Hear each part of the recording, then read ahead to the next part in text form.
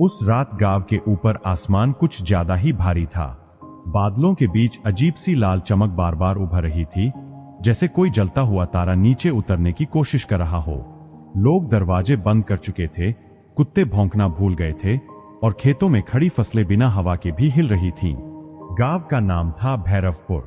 भैरवपुर के बाहर पुराने पत्थर के पहाड़ के नीचे एक उजड़ा हुआ इलाका था जिसे लोग काली धरती कहते थे।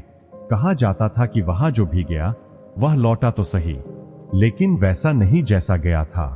आज उसी काली धरती से जमीन कांप रही थी। राधा ने खिड़की से झांका। आसमान में एक लंबी नुकीली परछाई दिखी, लोहे जैसी, पर उस पर जंग नहीं थी। उसके चारों तरफ नीली आग सी लिपटी हुई थी। वह चीज धीरे धीरे नीचे उतर रही थी। राधा की सांस अटक गई। वह रॉकेट जैसा था, लेकिन इंसानों का नहीं। काली धरती पर वह चीज धंस गई। जमीन फटी, धुआं उठा और हवा में सड़े फूलों जैसी बदबू फैल गई।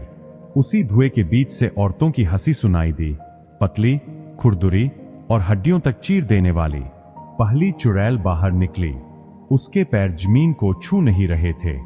बाल कमर से नीचे तक लटके थे और आंखें पूरी तरह काली थीं, बिना पुतली के।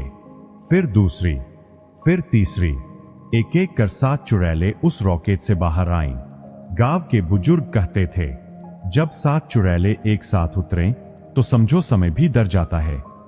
सुबह होते होते भैरवपुर बदल चुका था। कुएं का पानी काला हो गया।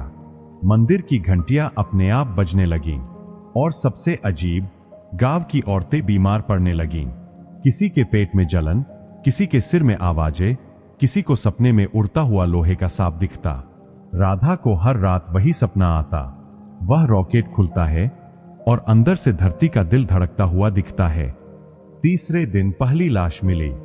रामू, जो काली धरती के पास लकड़ी काटने गया था। उसका शरीर साबुत था, लेकिन सीना पूरी तरह खाली, जैसे दिल किसी ने निकाल लिया हो, बिना खून बहाए। उसके चेहरे पर डर नहीं था, उसके चेहरे पर आश्चर्य था। गांव में डर फैल गया, लेकिन चुड़ैलें दिखाई नहीं देती थीं। वे दिन में हवा बन जाती और रात में गांव की गलियों में उतरती। हर रात कोई न कोई गाय मर जाती। हर रात कोई न कोई बच्चा बुखार में बड़बड़ाने लगता। रॉकेट उड़ रहा है, चुड़ैलें गिनती कर रही है। राधा की मां ने एक रात कहा, वे दिल इकट्ठा कर रही है। क्यों? राधा ने पूछा। मां की आंखें भर आईं। रॉकेट उड़ाने के लिए। कहानी थी बहुत पुरानी। कहा जाता था कि सदियों पहले चुड़ैलों ने आसमान से भागने की कोशिश की थी। उन्होंने एक ऐसा रॉकेट बनाया था जो इंसानों की आत्माओं से चलता था, लेकिन तब के साधुओं ने उसे जमीन में गाड़ दिया था और चुड़ैलों को दूसरी दुनिया में कैद कर दिया था। अब वह कैद टूट चुकी थी। चौथी रात राधा को बुलावा मिला, काली धरती से। उसके पैरों ने खुद ब खुद रास्ता पकड़ लिया। जंगल में सन्नाटा था, लेकिन पेड़ों की छाल पर नाखूनों के निशान ताजा थे, जैसे किसी ने अभी अभी चढ़ाई की हो।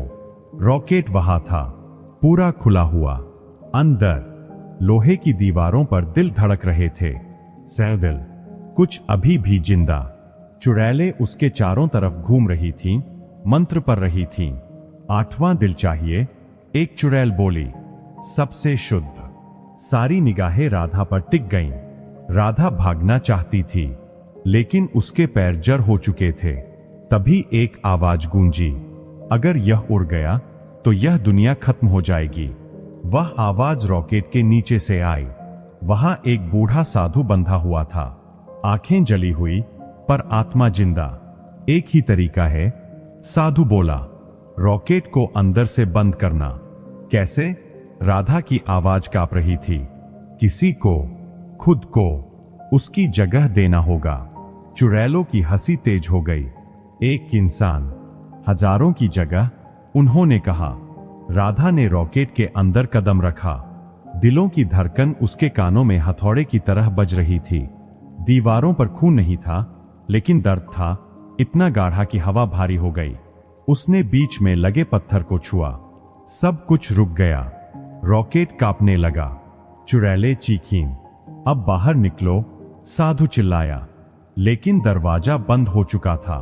राधा को लगा कोई उसकी छाती में हाथ डाल रहा है। दर्द नहीं था, बस ठंडक। अगली सुबह भैरवपुर शांत था। काली धरती समतल हो चुकी थी। कोई रॉकेट नहीं, कोई चुड़ैल नहीं, लेकिन गांव की औरतें अब भी सपने देखती है। एक लड़की को जो हर रात आसमान की तरफ देखती है, और दूर कहीं बादलों के ऊपर एक जला हुआ रॉकेट तैर रहा है, जो धीरे धीरे वापस लौट रहा। कहानी कैसी लगी आपको? अच्छी लगी हो तो एक लाइक कर दीजिएगा। चैनल पर नए आए हैं तो सब्सक्राइब कर लीजिए।